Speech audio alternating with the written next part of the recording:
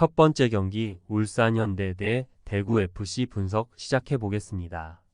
김판곤 감독의 첫 부임 경기다. 일단 현재 울산의 문제라면 상대가 내려앉은 상황에선 유자 빌드업으로 이어지면서 경기가 상당히 루즈해진다는 것. 다만 김판곤 감독은 이미 아시안컵에서 대한민국을 상대로 강한 압박과 빠른 역습으로 이어가는 성향을 잘 보여준 편. 팬들도 울산의 스피드가 더해지면서 더 주도하는 상황을 많이 만들 것을 기대하고 있는 상황. 대구는 현재 공격적으로 상당히 부족한 모습. 꾸준하게 상대를 제어할 수 있는 공격은 고작 전방 압박과 기동성 말고는 없다는 평가가 대세다. 사실 어린 선수들의 빠른 역동성으로 팀의 스피드는 좀 올라간 모습을 보여주기는 하지만 세징야와 에드가의 경기력 저하로 인해서 문전에서의 힘이 꽤 떨어진 모습. 울산이 유리한 상황으로 보고 있다. 울산이 내려앉는 상대를 공략하는데 필요한 압박과 공세의 스피드를 더해주는 효과를 기대할 수 있을 듯. 전체적으로 대구가 보여주는 공세도 상당히 기동성 기반의 단순한 역습만 기대해 볼 수 있는 상태고 어린 선수들이나 외국인 선수들이나 그다지 문전에서의 정확성이 좋지는 못하다. 두 번째 경기 안산 그리너스 대 부천 FC 분석 시작해 보겠습니다. 안산이 지난 경기에서는 안양을 상대로 3-2 승리를 기록하면서 최고의 경기를 기록했다. 다만 안양이 아주 높은 라인을 구축하는 편이라서 안산의 공세가 잘 통할 수 있던 환경이기는 했다.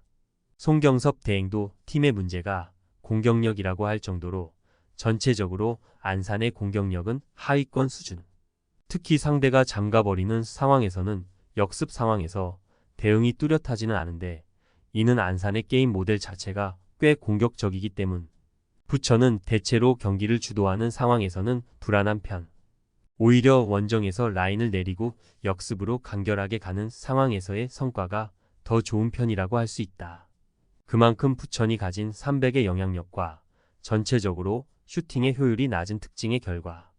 다행히 안산의 공격력이 막기 어려운 수준까지는 아니기도 하고 안산 상대로도 최근 오전 3승 2무로 성적은 꽤 좋은 편이다.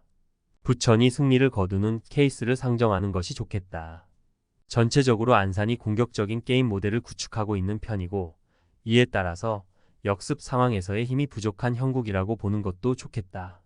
특히 부천이 원정에서 다소 안정적인 수비와 역습으로 가는 상황에서의 성적이 더 좋고 안산 상대로도 전체적으로 강한 흐름이다. 세 번째 경기 제주 유나이티드 대 인천 유나이티드 분석 시작해 보겠습니다. 전반기에는 중앙에서 공이 돌지를 않아서 고생을 했던 케이스였다. 특히 이탈로가 둔탁한 특성을 지니고 있어서 공을 중앙에서 전개하는 것에는 익숙하지 않았던 케이스이기도. 물론 현재 남태희가 영입이 되면서 미드필더 진에서는 어느 정도 숨통이 튀었다고 볼 여지는 있겠다. 전체적으로 헤이스가 가진 부담이 상당히 큰 체제였다고 할 수 있었는데 제주의 중앙 공격 전개에 대한 기대 정도는 해볼 여지가 있다. 이 경기부터는 최영근 감독이 지휘봉을 잡는다. 전 인천 감독이었던 조성환 사단의 핵심 참모로서 전술적인 본체라는 평가를 받기도. 결국 인천이 역습 상황을 만들 가능성은 아주 높아 보이는 상황인데 문제는 제르소가 없는 상황에서는 인천의 공격 템포가 그렇게 좋은 상황이 아니라는 것. 특히 1대1 상황에서 윙어들이 상대 수비를 압도하지 못하고 템포를 끊어버리는 상황이 잦은 양상이 있다. 제주가 조금이라도 유리한 상황이라고 보고 있다. 남태희의 영입이 중앙 공격 전개라는 면에서 이득을 가져올 가능성이 상당한 상황이고 인천의 경우는 감독이 바뀌기는 했어도 여전히 윙어들의 개인 기량에 대한 신뢰도가 낮은 상황이라고 볼 여지가 있을 것.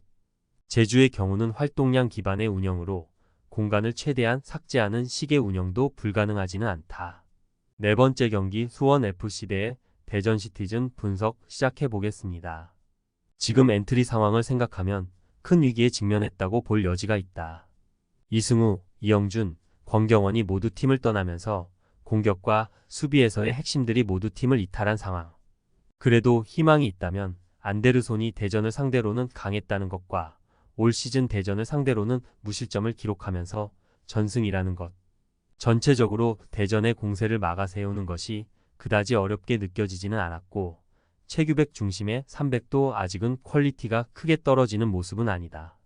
대전은 공격과 수비가 모두 망가진 상황으로 보아도 좋을 듯. 공격에서는 상대를 꾸준하게 괴롭힐 만한 공격적인 특성이 부족한 느낌이다. 드리블러들이 안쪽으로 치고 들어와서 마무리를 하는 것이 전술의 전부인가 싶을 정도. 오히려 대전이 스코어를 지키겠다고 나서다 상대에게 주도권을 내주는 케이스도 꽤 있는데 선제골을 넣은 매치에서도 이를 지키지 못하고 부진한 것은 이 영향도 크다. 수원FC가 승리를 거둘 것으로 추측을 하고 있다. 일단 현재 이승우나 이영준 등 공격진의 뎁스 자체가 상당히 빈약하다. 다만 대전의 공세를 막아세우는 것을 아주 어려워한 케이스까지는 아니기도 했고 안데르손이 대전 상대로는 1골 1도움으로 꽤 좋은 페이스를 보여주는 편이다. 수원FC의 수비 300의 퀄리티가 아주 떨어지는 특성을 가지고 있는 것도 아니다. 다섯 번째 경기 서울 이랜드 대 부산 아이파크 분석 시작해 보겠습니다. 최근 부산을 상대로는 2연승을 기록하면서 서서히 전적을 좁히는 케이스다. 다만 개막전에서도 필드골은 하나뿐이기도 했고 14개에 달하는 상대의 공세를 막아내느라 수비 선수들이 상당히 고생했던 케이스였음은 분명할 듯. 특히 이랜드의 특징은 상당히 공격적인 운영을 선호한다는 점인데 부산은 역습 상황에 걸맞는 상황에 상당히 강한 편. 특히 원정에서의 부산은 상당히 홈보다도 성적이 좋다. 조성환 감독이 선호하는 상대는 상당히 공격적으로 상대를 올가매는 스타일이라고 할 수 있을 듯. 최근 기록한 3연승도 안양, 전남, 경남으로 모두 공격적인 라인 운영을 선호하는 스타일을 가지고 있다. 공격 상황에서 세부적인 전술을 만드는데 어려움이 없지는 않은 성향의 조성환 감독이나 공간이 넓게 허용되는 상황에서는 이런 세부 전술의 아쉬움이 가려진다고 할 수 있을 듯. 부산의 승리 정도면 적당할 듯하다. 전체적으로 공격적인 성향의 팀들을 잘 잡아내는 것이 부산. 특히 원정에서 상대가 올라오는 것을 저격하는 것으로 꽤 재미를 본 케이스이기도 했다. 이랜드가 김도균 체제에서 부산 상대로 꽤 좋은 양상을 보여주기도 했지만 어쨌든 몰아치는 부산의 공세를 꽤 어려워했다는 것은 사실이기도 하다. 최종 조합은 영상 아래 고정 댓글로 말 걸어주시면 오늘 정보방에서 무료로 공유해드립니다. 제발 손해보면서 토토하지 말고 다같이 웃으면서 즐겁게 베팅합시다. 함께 하실 분들은 부담 갖지 마시고 편하게 말 걸어주세요.